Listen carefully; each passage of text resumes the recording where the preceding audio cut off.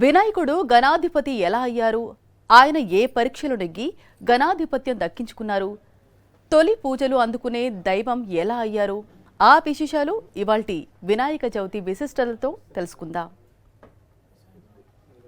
ఓం శ్రీ మహాగణాధిపతయే నమః. వినాయక చవితి వినాయకుని యొక్క దివ్యమైనటువంటి విశిష్టతలో అమోఘమైనటువంటి శక్తివంతమైనటువంటి మరొక ఘట్టం ఇది. కుమారస్వామి కూడా జన్మించిన తరువాత దేవతాగణమంతా ఈ గణములకు అధిపతి కావాలి అని అందరూ కూడా ఈశ్వరుడి దగ్గరికి వెళ్ళారు.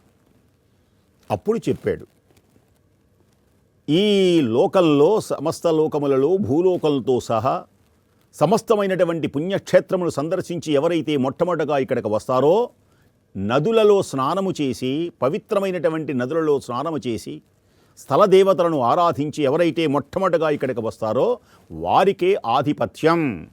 అందరూ బయలుదేరారు ఇంద్రాది దేవతలు. చివరకు కుమారస్వామి వారు కూడా నెమలి వాహనం మీద వెళ్ళాడు.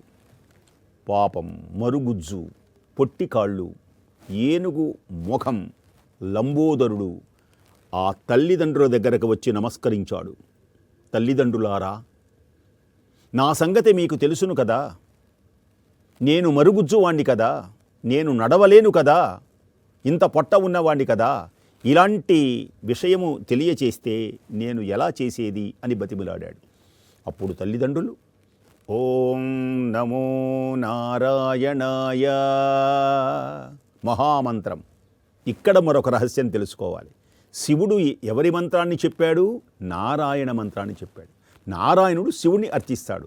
అందరికంటే ముందు వెళ్ళినటువంటి కుమారస్వామి గంగలో స్నానం చేయడానికి వెళితే గంగలో స్నానం చేసి వస్తున్నాడు వినాయకుడు. ఓహో ఆశ్చర్యం! విశ్వేశ్వరుని సందర్శించడానికి ఆలయంలోకి వెళితే ఆయన పూజ చేసి వస్తున్నాడు.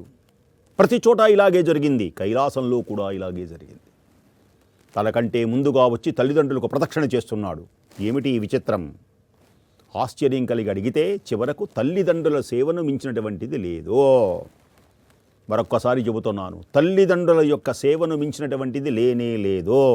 ప్రత్యక్ష దైవములు, నీ తప్పులన్నీ క్షమించేటువంటి వాళ్ళు తల్లి తండ్రి. అణువణువున చూడండి, నువ్వు ఎన్ని తప్పులు చేస్తున్నావో, ఎన్ని మాటలు మాట్లాడుతున్నావో, ఎన్ని దూషిస్తున్నావో. ఈ లోకంలో నీ మంచి కోరేటువంటి వాళ్ళు ఎవడైనా ఉన్నారు అంటే ఆ ఇద్దరే, తల్లి తండ్రి, ఆ తర్వాతనే గురువు, ఆ తర్వాతనే దైవం. కాబట్టి ఈ రహస్యము చెప్పాడు గనకన మహానుభావుడైనటువంటి విశేషం తెలుసుకొని దేవతలందరూ నమస్కరించి ఈ భాద్రపద శుద్ధ చవితినే వినాయక చవితే. ఇప్పుడు మన శీర్షిక దగ్గరకు వచ్చాం. వినాయక చవితి. ఈ రోజుని మహానుభావుని అత్యద్భుతమైనటువంటి రీతిలో ఆరాధించి తరించారు లోకమంతా. అట్టి ఆ వినాయకుని యొక్క దివ్య చరణార విందములకు శత సహస్ర కోటి ప్రణామములు సమర్పిస్తూ స్వస్తి.